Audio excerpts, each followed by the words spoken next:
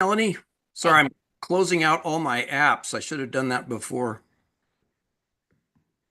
I'm doing the same right now, Art. Hi, Carol. Hey, Carol. How's everybody? Fabulous. Doing well. Okay, I guess we can go ahead and call it to order. Art, if you want to kick it off. Sure. Um, First of all, thank you so much for everyone taking the time to be here today. We really appreciate it. Tom and I met very briefly last week just to kind of get a rough idea of what we hope to accomplish at this meeting. And first and foremost, we just want to open a line of a channel of dialogue between the staff and the committee members to begin setting a timeline together for eventually moving some of the collections from Starling Avenue to Douglas Avenue.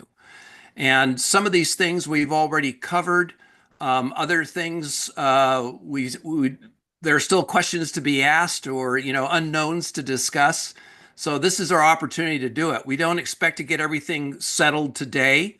It's mainly just kind of a scope of work across those documents that were included with the memorandum announcing this meeting. And then just to back up, one of the things, yep. Just to back up a little bit. So back in February when we had our facilities committee meeting, it was before our research and collections committee meeting, and so there was already discussion about Douglas Avenue at facilities, and then I went into the research and collections committee and realized we really need to be talking together. So this is a joint committee meeting between the two, and I think that helps, like Art says, lay the foundation, certainly for communication between the two committees and hopefully between the staff and what's going on with contractors. Tom, you are so much more articulate than I am at these things. I have no business even pretending like I'm running this. Just wanted to back us up because not everybody might be on the same page. But that's true. This all started with a comment that, in my mind anyway, started with a comment that Joe made a while back saying we're running out of space. This is something we ought to start looking at. And the idea is that we would probably need up to 10,000 additional square feet on the Starling Avenue footprint to begin collection expansion. And it's not just expanding collections, this is addressing a serious problem that we have, is that some of the spaces are almost full and some departments are more impacted than others in terms of this. And what we're trying to do is lay out a multi-tiered program that will help relieve some of the stress on collection space temporarily with an eye towards something that we can do more permanently. And the Douglas Avenue rehab came up as a possibility for taking care of some of the issues in the short term, but some of those collections might wind up there in the long term. So again, this is a very fluid thing. Nothing's being decided immediately. What we have before us is a floor plan of Douglas Avenue that kind of lays out what the spaces are. Some of us have been to Douglas Avenue and have looked around, and it might be worth looking at this floor plan to get an idea from staff what spaces are of immediate interest. And that will dovetail into looking at the architectural scope of the work, figuring out just what is being done, what we can expect in terms of the building being brought back to its former glory. I believe that's 2006 when the museum actually occupied that space. And then that goes into the report that the curators put together of the current space restrictions and needs. And then we can start going into the final document, which starts to lay out an implementation plan, that is moving select collections over to Douglas Avenue. So there's a lot of moving parts that have to be coordinated, and that's what we hope to do by holding these occasional joint committee meetings. Yeah, Seem- and at the same time, facilities is looking at a contract that we have with, work on the Douglas Avenue facility. So we want to make sure we're really clear about what we want out of that facility, what we can use that facility for, what the state is able to, bring to the table in terms of improving the condition of that facility, what makes sense in terms of collections being stored there and so forth. So I don't know if there's any way to share. I hope everybody got the agenda with the attached documents. Is there some way for us to share maybe these in order, floor plan of Douglas Avenue? Or can everybody access that? Sir, share that document with us or allow me to share my document with us? Let me see if I can allow you to. So we don't have any advice on how to do that. Zach should. Zach should probably be the one.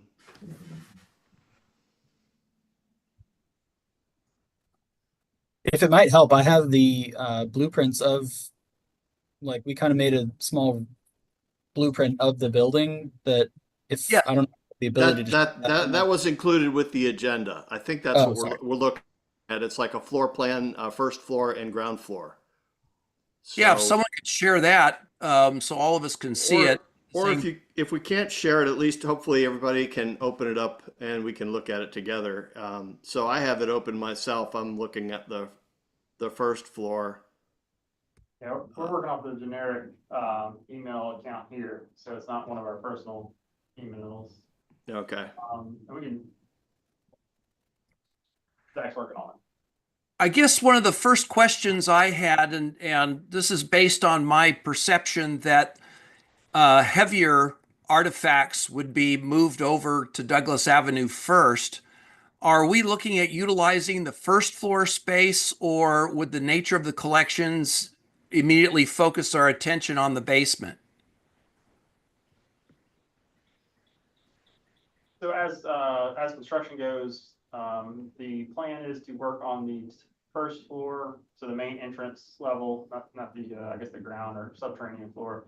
So we'll be renovating the first floor completely first, and then moving into the basement after. So I guess if there's a plan on what items need to go over there, it would be first floor items prior to the larger basement items. It looks like Zach has shared the screen with us now, so if you want, you can all look at the first floor plan. And I had to orient myself a little bit to it. When you enter the building from the front, which is on the right-hand side of the diagram here, you kind of come through the reception area. And then that first room right in front of you was the one that had all the taxidermied animals stored in it. And I think in our last tour in February, that had been pretty well cleaned out. And I believe most of these spaces have been cleaned out, with the exception of maybe some of the ground floor spaces. Tom and Art, quick question. The HVAC work has already been done?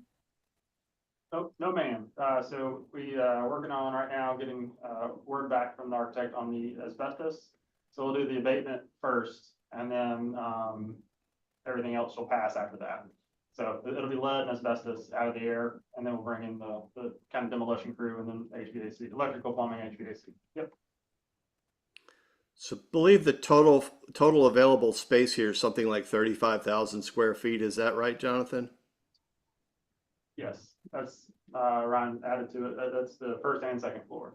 Yeah, that's the total. Yes, right. Okay, Entire- first and ground floor. Yes. Uh-huh. So I don't, yeah. I have a question. When we were there in February, I understood there was a possibility of creating a couple of apartments there for visitors. Is that still an option? And if so, which floor? So not with the maintenance reserve funding. So the maintenance reserve funding can just bring it back to that 2006. Now that's not to say that we can't leave space for it, or not, work so we're not working backwards if we were to add it later. But just to bring it to that 2006 standard, there's no housing accommodations available for us. That would include the code as far as like you'd have to have the fire safe hallways and fire safe stairwell, and that built in would be, more than what we would have had in 2006. Okay, thank you. So if I'm still kind of jumping ahead because I think it's, in my mind, it would have been better to have a clearer idea of what collections were moving first, then look at the space and see what we had. But it's my understanding again that we're looking primarily at moving geological and paleontological specimens into this space. And so my first questions involve space and weight.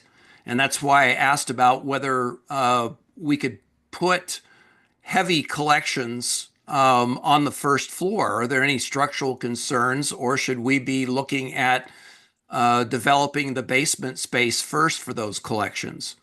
Because my feeling is that once we move them there, they're going to be there a while. And so if there's any restrictions on how we can use the first floor, that would be something that would be helpful to know. And my hope is that the contractor would help us with that question. So they're going to come up with a plan. I guess we might want to jump to that since the questions have already come up about HVAC and so forth. So I don't know if Zach, you can move to the scope of work timeline, February letter that Jonathan received. It's a floor loading issue, so architecturally, that would be That's important right to there. know. So I would hope that questions like the ones you're raising, Art, about loading, and that Carol are raising about HVAC, that would come up in this initial 6 weeks. And we would have a chance to review those and then give some feedback. It looks like, you know, the following 4 weeks after that are about the museum reviewing those. So again, a timing issue with our committees. When do we have the opportunity to provide feedback for something like that? Yep, just to narrate so the first part of the project is I guess the discovery phase. So you guys are on the right track. We'll make sure that we have the floor load weights for that first floor coming in, and then of course, you know, they're seeing how much work is going to need to be done. Again, once the asbestos and the lead testing come back, that might change the project entirely. Right now, it's going to be the building as it stands. All the rooms will be there, all the spaces will be there. What if we find asbestos in insulation in the wiring or the walls? Then we have to take, I guess, a secondary approach to it, focusing on the budget and the space. So that's what schematics is doing for us right now. Is it reasonable to think that we could begin moving in before they're done with the entire building, or we won't be able to utilize the space until it's completed? I think reasonable is a good word to use. I think for sure we can work with the architect on with the construction team and maybe not work front to back or from right to left in a way that's more conducive to what we need to move over there or what can be moved over there, given the parameters on HVAC and space and weight. I'm not suggesting that we need to do that. It's just based on my own tiny little experience in building an addition to our house. They didn't want us in that space until it had been finally inspected. And so my thought is that they're not going to want anybody in there until the whole thing has been signed off on, or whatever their parameters are in getting the work done and brought into code. Currently, with the exhibits already in the building, I mean, not exhibits, I'm sorry, with the specimens already in the building, I think we're going to be playing a game of moving it from room to room already. So I don't know that they would I don't know if they could take issue with us adding additional things, but I think they definitely would want us to make sure the existing materials are out of their way. So I think we're going to work hand in hand with our contractor on getting it together, because there's no more space here, obviously, to bring it back to the museum and then pull it back over. So I think there's going to be a lot of moving pieces just in general. Okay. But I do, there might be insurance reasons for us not to go in the building, but I think we're going to have to. Yeah. So Jonathan, a question: when does this timeline start? So when was week 0 and when is 6 weeks and 10 weeks and so forth? okay, so we're 8 weeks into the 6 weeks for this first one. So we're waiting on that, yeah, so if that puts it into perspective, 2 more weeks, we have had the testing done, so they're working on the asbestos testing now. So we're waiting on that to come back to us. So if we're 2 weeks into the 8 weeks into the 6 weeks, as soon as, we can update everybody as soon as we do get the asbestos and lead, testing back. And then the architect will send us the drawings. They're hesitant to send us the drawings until they know for sure what they're gonna have to really pull out of the building. But those won't be the 60% drawings until we've had a chance to review them, is that right? No, sir, yeah, so we'll review them first, everybody will get a shot at it. The cool thing about this project is it's not like building another facility. So they'll work from schematics, they'll send us those drawings, but they'll already be working on preliminaries. And their schematics will have the floor plan, so it'll take what we saw earlier and it'll already assign spaces, or what will that preliminary floor plan look like? Don't think the spaces will be assigned. I think you'll get potentially like HVAC outputs, the big items, the higher level items that we could look at, and then have our staff assign rooms to, items where we think would be important to be in a particular place for the future. But yeah, I think you're gonna get a high level preliminaries, schematics, and then it'll be more detailed in the preliminaries. So, couple of things. First of all, would you remind me of the source of funding for the project? The reason I'm asking is I'm sure everyone has heard the news this morning that the governor has canceled $900 million worth of, or has vetoed in his budget, $900 million in capital improvement construction. And so I was curious about the source of the funding. And the second thing is, will fireproofing be built into this? Will there be some kind of safety measures in place for the control of fire? Yes, so these are maintenance reserve funds. So these are funds that have already been allocated to our account for the Douglas Avenue building and the project. Those are actually, it's bond funds, but the bond funds were issued several fiscal years ago, and we have them in the accounts. And then the fire suppression system, we are working, email back and forth with the Smithsonian now to see what they would suggest. We have our idea on what we need, but the architect has asked us to try to reach out to a third party but there will be fire suppression system. We're just trying to figure out what we need. No problem. Any other questions about the scope of work, the timeline as laid out here by the contractor? So it sounds like we're still in kind of a wait and see mode. Well, there's some big questions that need to be answered first, like Jonathan said, that are going to impact the cost associated with lead and asbestos abatement or whatever might be there. I had some questions, and I guess coming back to what Dave was asking, if we wanted to include apartments or something above and beyond bringing it back to the 2006. Is that something that this contractor would help us with? Obviously, we need to find outside funding for it, but if we were to assign spaces that might be apartments. And another thought that I had and a question was, is there a possibility to put an elevator in here? I don't think there is one, but for some of the heavier parts of the collection, it might be helpful to be able to use a freight elevator. So I would say everything's possible with outside funding. I think the architect, we would run it with the scope of work here. If we had access to the say $200,000 for the elevator. I noticed you put on here the generator and other items that we'd like to see in the facility. All that's really outside of the maintenance reserve bracket, and that's a big reason why that money is protected too. Carol was saying that some of the construction had been deleted or removed from the budget, so that'd be new construction. So if we had applied for money to put an elevator in, we would not be getting it. So. Adam. Yeah, I mean, we would be able to work under until the contract goes out for bid. The architect, if we have the funding, we can have the architect work on whatever additions we would like. Once it does go out to bid and then the contract is assigned to a contractor, then you can change roughly up to 25% of the total. So you really get, and that's not, you know, out of $1 million, you're not looking at, you might be able to get the elevator in there. I think Adam has a question.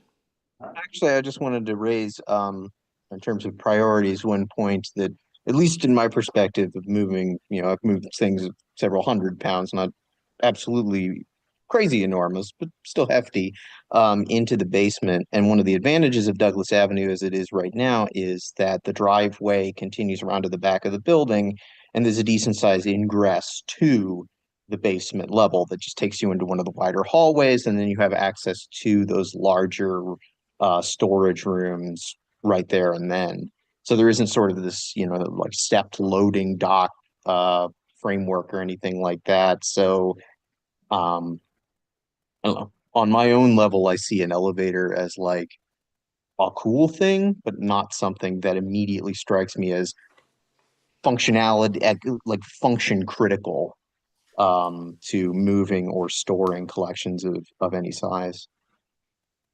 Thank you for that. I think that's helpful. If that loading dock, you know, gets upgraded, that would help as well, right? Adam, in moving it into a space over there, do you already have the belts, for example? Is that something, or do you have what you need now? I mean, if you could move today, are you ready to go? Art, I'm afraid the first 30 to 45 seconds of your question glitched out. I hope that was not just for me, because No, it's I'm just sure. a perfectly wrong time. I'm getting flashing on my screen, so I'm sure it was me. Do you have the infrastructure that you need right now to properly house your collection there? I mean, if you were to move it today, would you have the sturdy belts, shelving, boxes, wheeled carts, everything that you need to take advantage of this new space if it were to become available? So thanks in large part to assistance from Marshall. We have kind of parsed out, for Paleo at least, several prefab shelving units, some of which have been built, some of which have not, are just in place to be built. We have quite a few shelves that, although they contain collections, need to just sort of be reorganized to improve space usage. Frankly, I could move a fair bit of stuff in there, and you know, if told I had to do it in the space of a month in terms of what is fortunately sturdier collections, things that are like massive slabs that contain sturdy plant fossils, stuff like that, I would say I could do that. And at least in my initial thinking and planning for the near term future, that would be what I envision moving. And that would honestly free up a lot of solid space for both for additional less more environmentally stuff that requires more TLC, basically. Right. I don't know if sorry, that's sort of a long form answer. Does that address your Yeah, my question? question is basically not that I'm trying to rush you out of the building. I'm more interested in making sure you have what you need when the time comes right now, or is that something we have to factor into our planning as we do these other things?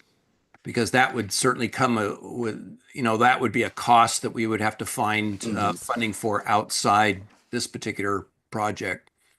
So in kind of working with Marshall and the other curators, we have parsed out spaces that I think were shared with the group for all the various collections, at least with available spaces downstairs. The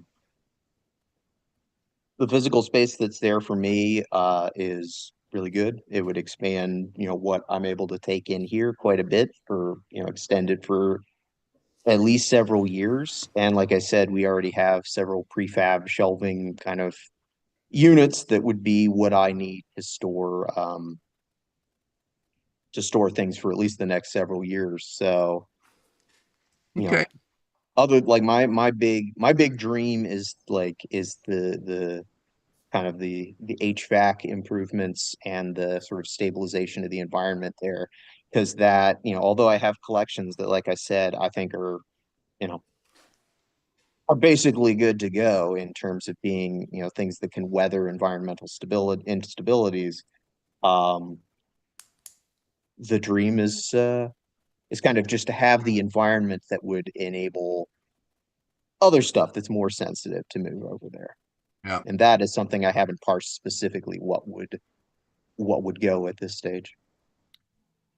In thinking about this for 2 years now, as a group, we've been discussing the possibilities about Douglas Avenue. And now we're at the point where we're engaging a contractor to begin building the shell and rehabilitating the building. It seems to me that now is the time to do a serious walkthrough, and maybe it's already been done already, and forgive me, I'm speaking in a vacuum, but start putting on the floor plan exactly how each space is going to be used. We talk about apartments, we talk about collection space, but maybe it's time to start clearly identifying those exact spaces. Has that been done already? Art, I can actually speak to that a little bit. So with the RNC walkthrough, and then since the cleanup, prior to, I believe, the board's walkthrough, most of RNC kind of talked about, if actually, Zach, if you don't mind going up to the basement floor plan for me, I can, actually, if you can show both at once, that'd be perfect. So the room that used to have the taxidermy in, that you guys saw pretty much mostly cleaned out, Yeah, number uh, 10. was number 10. All of that taxidermy was moved into what is now 24 on the far left side of the first floor. Yep. We have environmental stable conditions in that room.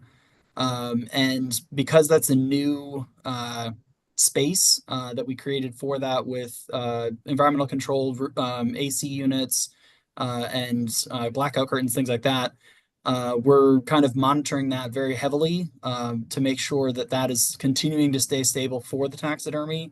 So that way, if we needed to move some of our less used taxidermy to that space temporarily, or if there's any collections that come in that are of the same caliber, then they can move to Douglas as well and kind of continue the taking on collections as needed.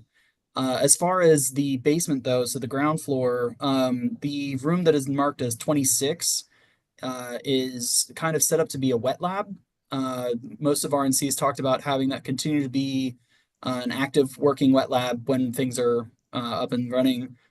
27, 29, and 30 and 31, which are on the same side of that part of the ground floor, are planned to be most zoology and archaeology collection storage spaces.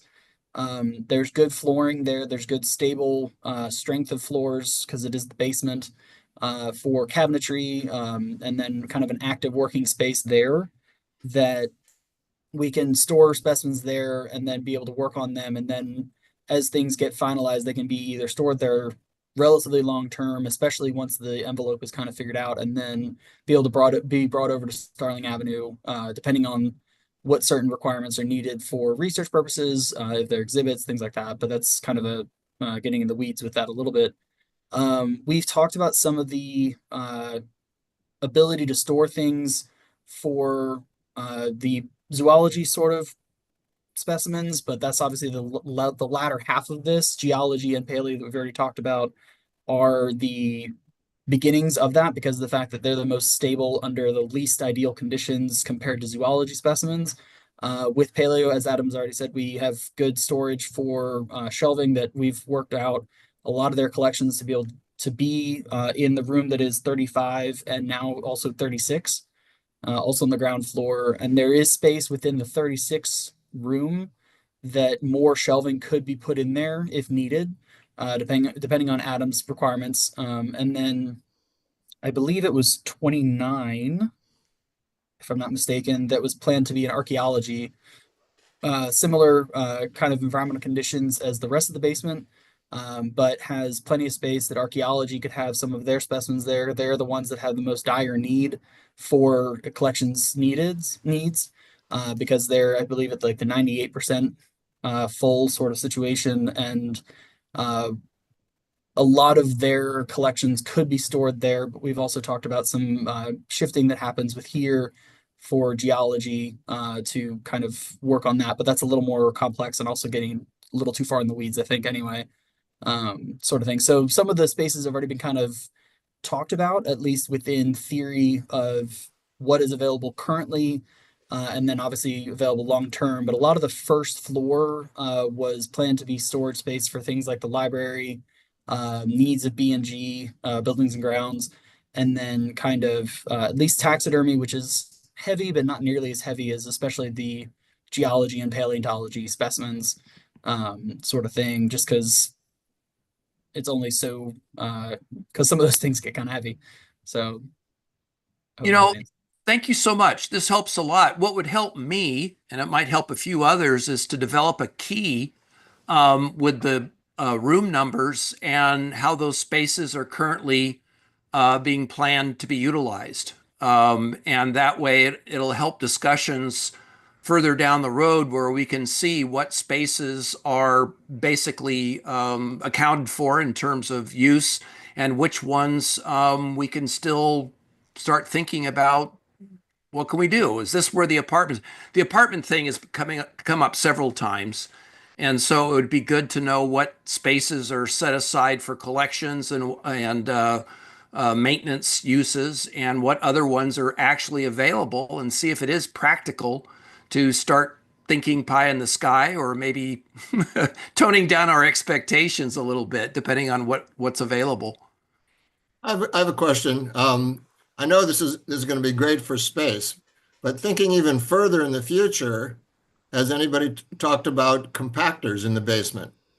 Because it sounds like there might be possibilities for very simple open compactors that will make the use of Douglas Avenue extend even further into the future.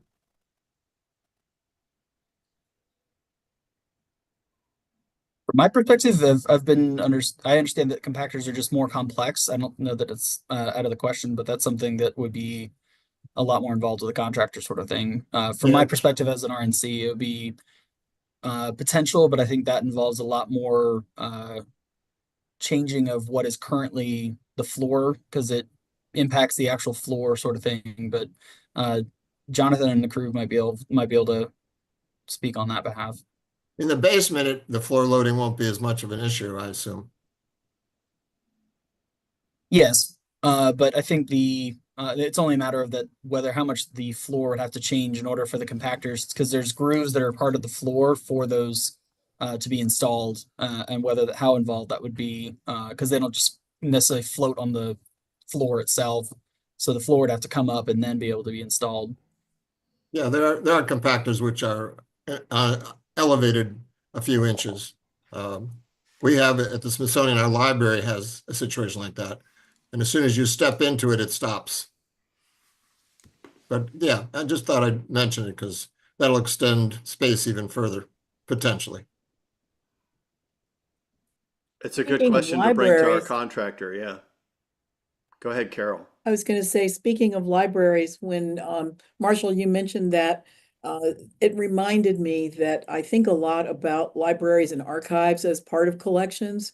And so just in terms of the storage needs for books and paper and photographs and things of that sort, will there be any special accommodations for those rooms that might have specific needs that would be different from, say, the rest of the collections? From what I've gathered, and correct me if I'm wrong, guys, that the rooms, I believe 12 and 13 were talked about potentially being library storage. The library is currently over there organized in catalogs and everything quite nicely, I will say. And as things get finished with the envelope, I think there is potential plan of trying to have the library set up again in some capacity as best as possible. I don't know that it necessarily has the floor requirements for something like compactors, which are more complex than general bookshelves. But that might be something that the guys across the hall might be able to answer for me. I will, I can just add to that. Marshall's right about those two rooms. I think that, you know, we have some documents and books that are at Starling that are, you know, require a higher level of storage, but for what we have over at Douglas right now, I think that the proposed HVAC changes are going to be more than enough to accommodate those volumes. So from facilities perspective and the budget, Jonathan, I know that we're looking at a 2006 standard, I guess we'd call it, like what the conditions were in when the museum left the building. And that's what we can use the maintenance reserve funds for. So I guess we need to understand if we're going to create spaces that are above and beyond what was available in 2006, that would be outside money of some kind that we'd have to add. Is that correct? Yes, so, the additional, fixtures, et cetera, shelving, that's gonna need to come from the FF&E part, fixtures and furniture will need to come from a different source. That asset catalog was moved to, when we moved over to this facility, so your shelves and furniture, that was consistent, that was supposed to have moved over here, some stayed, obviously, in the facility, but yeah, no, all the fixtures and furniture will need to come from a secondary pile of money. So I have one specific question, and that is about a generator. Did we have backup electrical in 2006? And if not, is it possible to put that in with the maintenance reserve money, or would that be above and beyond? I think it will be above and beyond. On the call here, I could request to see if they let us do it, saying that it's necessary now. I know we didn't have the backup generator. I asked Tim, you guys are familiar with Tim earlier, he said no, there's no backup generator. I think we could look at what potential storage we're gonna need over there, and then do work to raise funds for a simple like Generac generator, a home generator. Those are $12,000 to $15,000, and I think we could probably have that wired in as part of the maintenance reserve. I don't know if we could do the full buy the generator and have it installed. It'd be one of those situations where we would say, hey, we don't want to work backwards. We are going to put a generator here. Let's not wall up this window, or let's not wall up. Let's look toward the future. So I think that's definitely something to look into. And I just raised the question. I don't know whether that would be of value to the curators that are on the call, but maybe it's another elevator question. We're asking for something that we really don't need. So how does our curatorial staff feel about having backup in case of a power outage?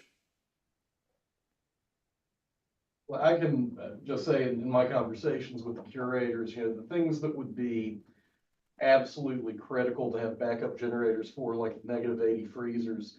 I've not heard any plans. Marshall, you can correct me if I'm wrong, but I've not heard any plans to store that kind of material at Douglas. That would stay here. Douglas would be more for the hardier things that, we wouldn't have to worry as much about.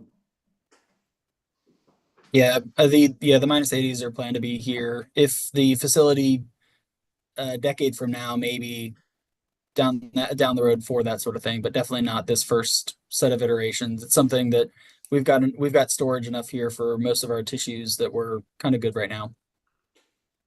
Probably the most least stable of the things that are over there or plan to be over there in the shorter term is the taxidermy. But we've kind of pieced through what is the most valuable taxidermy to have here first, and then things that are there are either secondaries or not as good a taxidermy. I don't want to say that without sounding mean. Taxidermy is an art, and some people aren't as good as artists as others, sort of thing. And we've with the new room, like I said, we've been kind of monitoring that with our temperature and humidity monitors, and keeping good track of that, so that way we can know that I think we moved those last fall, so they lasted very well over the winter. And now that it's getting warmer, we can keep up with that data stream to make sure that the current taxidermy room stays stable for that taxidermy, even with the occasional power outages that happen because Martinsville has weather and things like that happen. But as of right now, no, nothing major is needing something like emergency power just yet. It's certainly not something that has crossed my mind. Um, I'm lucky in that way. I basically envision the bigger, heavier rocks with things on them going over there. So So we kind of see the shift being that bigger, heavier rocks go to Douglas Avenue and that then frees up space for frozen storage at Starling. Is that right? I mean, generally, if we're Well, if we're for going to paleo, increase the size of the tissue collection, let's say, where are we going to put those materials? It's going to be at Starling, right? Well, the tissues are stored in the two minus 80 freezers just outside my office. And we have one that's up and running currently. I don't know if you can hear that hum at all from across the wall, but we have a second minus 80 freezer that doubles the amount of space that we currently have. We've worked through recurating all of the tissues that are currently in the freezers to make sure they're stable and everything's kind of accounted for.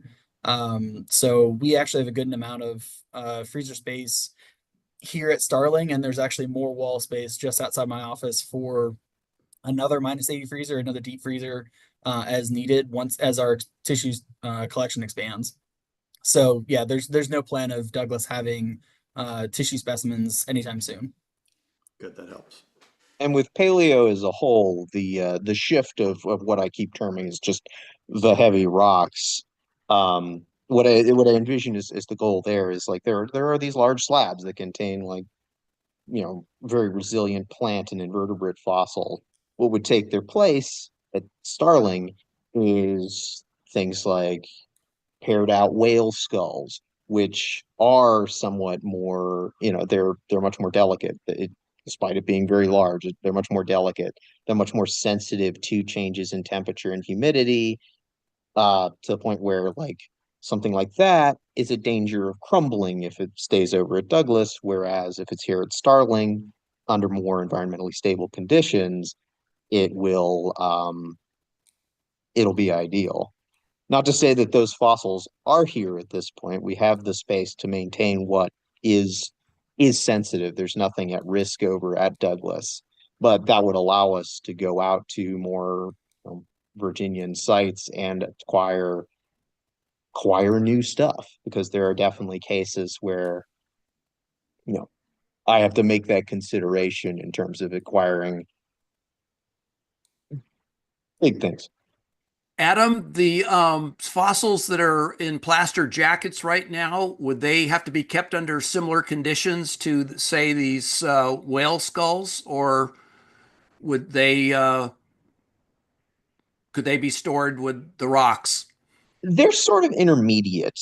A lot of the storage for plaster jackets is in decently environmentally stable conditions, but that's down in the basement adjacent to loading dock B. Some level of humidity control, but not nearly as much as upstairs in the main collections rooms where it's pretty tight. I don't view them as something that would immediately shift over there, but definitely as we learn more about the timelines of HVAC movement and stuff like that, or HVAC improvements and stuff like that, that's something I can envision going over there, at least some of them. Because all those, unfortunately, are not created equal either. Some of them are collected from far drier environments and therefore have sort of less humidity concerns to them. Others contain relatively, are relatively moist when you open them up, just as a consequence of the environmental conditions. So, but definitely, basically, I'd use that as sort of a next phase movement of stuff over to Douglas. We've got about 15 minutes left, because I do want to close the meeting on time. have rooms been identified for the geological, pardon me, geological and paleontological specimens? I mean, today, can we walk out and with the idea that these rooms should be prioritized in discussions with the architect to begin work on those once they start? Or is that premature?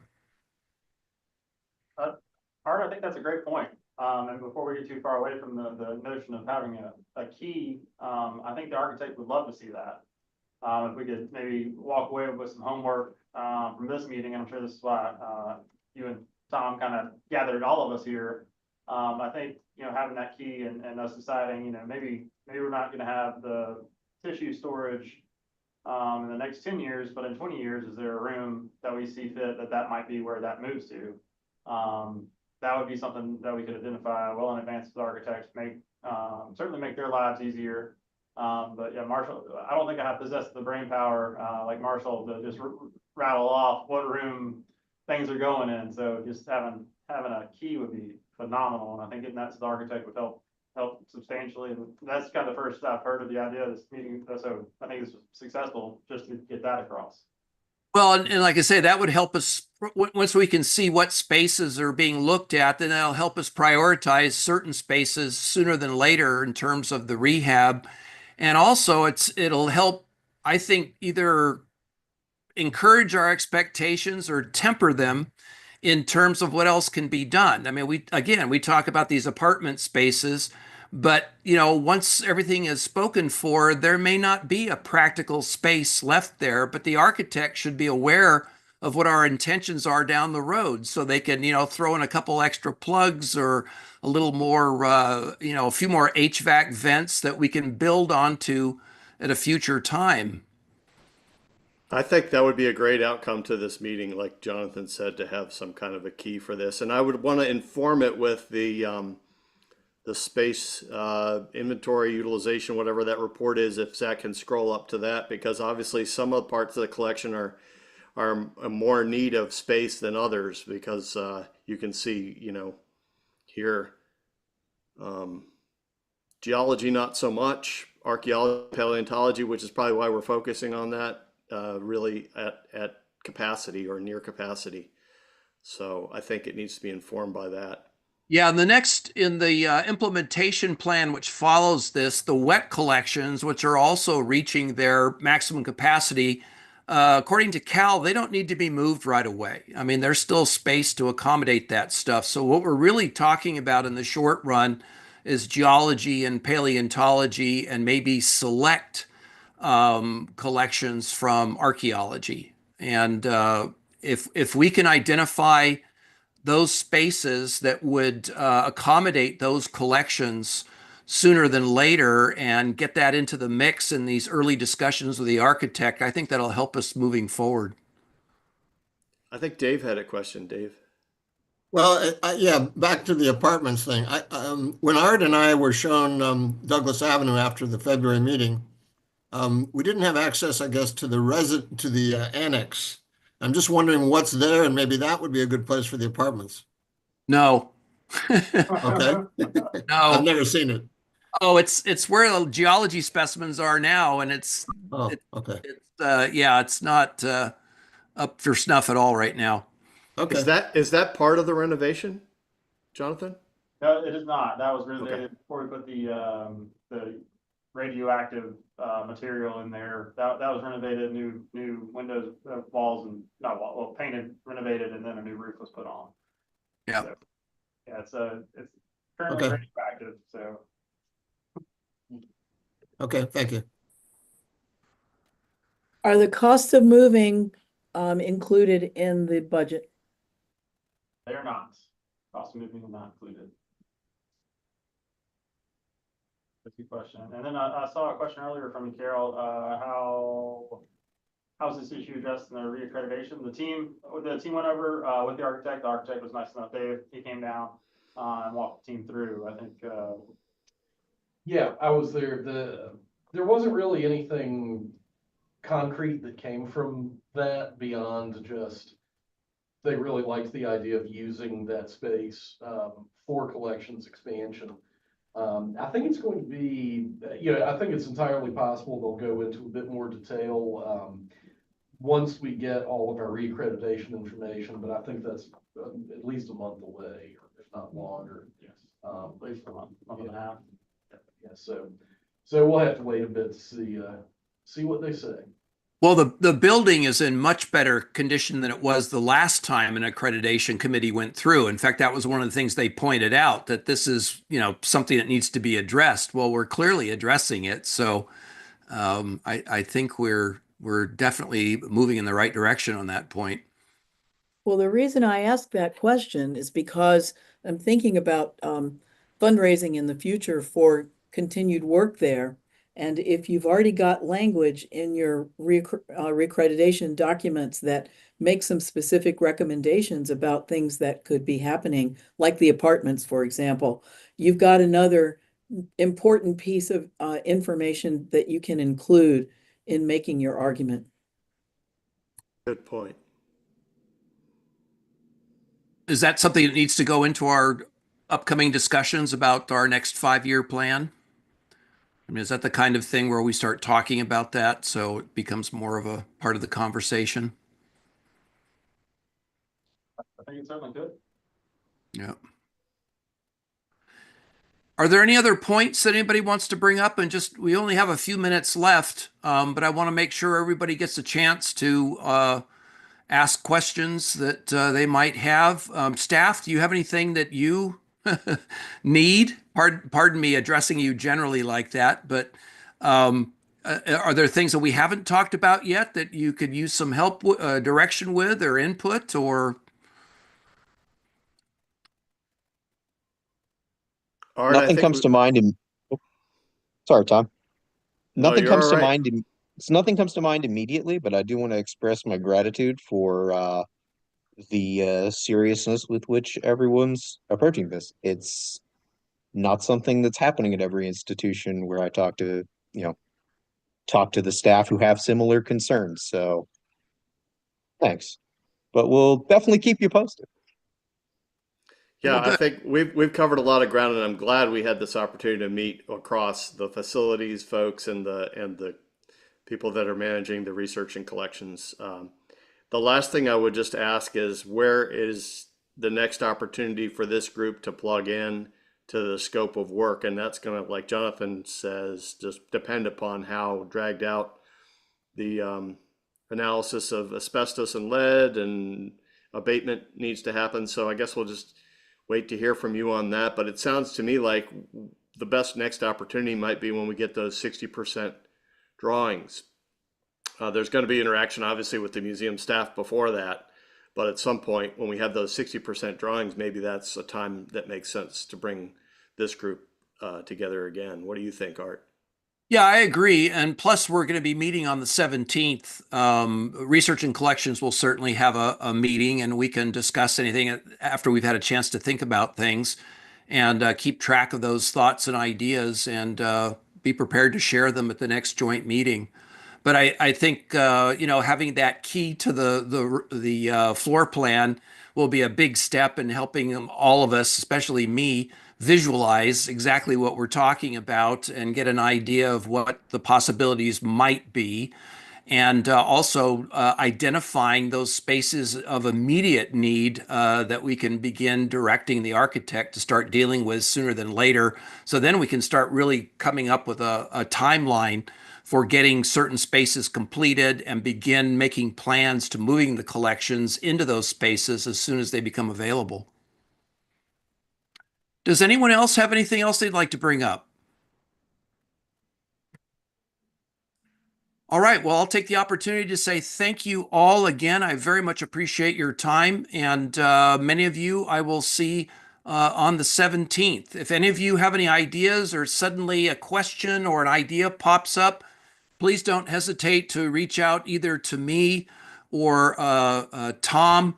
Actually, that would make, and if it's a board member, reach out to a museum staff person. We don't want to get in trouble with FOIA. But please scribble your ideas down and let's make sure we get it work together into a plan that we can start seeing this thing to fruition. It's going to take some time. All right. Great. Take care, everybody. Thank